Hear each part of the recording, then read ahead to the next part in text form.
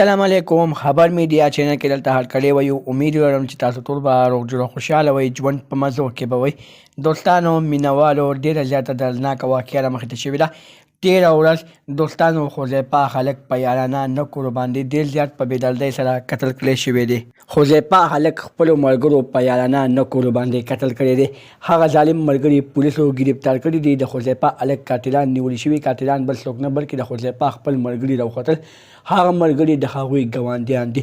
دوستانو حذیفه چې به کومو هلکانو سره ګرځېدو هغه هلکان پلار یې وایي چې سم ورته زما په مخ کې به سم و، زما په مخ کې دوی نه نشې کړي نه تماشې کړي دي، خو دوی به ځان نه نشې تماشې کولې او زما زوی حذیفه یې په نشو تماشو باندې را راوړی و. خو حذیفه چې کله په اوش کې راغو نو دوستانو حذیفه ته پته ولګېده چې دې ظالمانو ما سره غلط کار کړی. نو بیا حذیفه دوی ته خبره وکړه چې تاسو ما سره غلط کار ولې کړی دی. نو دوی په ځان باندې شکمن شول او دوی په حذیفه باندې ډز وکړي او حذیفه یې ډېر زیات په بېدردۍ سره قتل کړو. د حذیفه قاتلان پولیسو نیولي دي. قاتلان د حذیفه د قتل باره کې ټول حقیقت راښکاره کړی دی.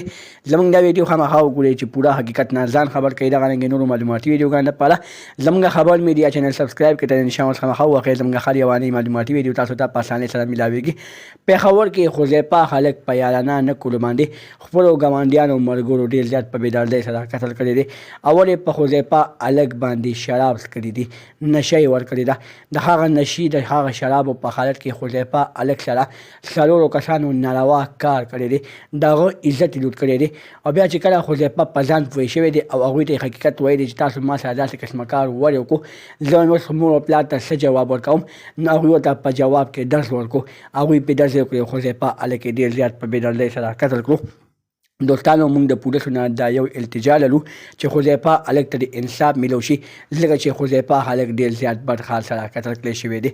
دغه رنګې نورو معلوماتي ویډیوګانو لپاره زموږ خبر میډیا چینل سبسکرایب کړئ. د نشان ورڅخه مخه ووهئ. زموږ هر یوانۍ معلوماتي ویډیو تاسو ته په اسانۍ سره میلاویږي.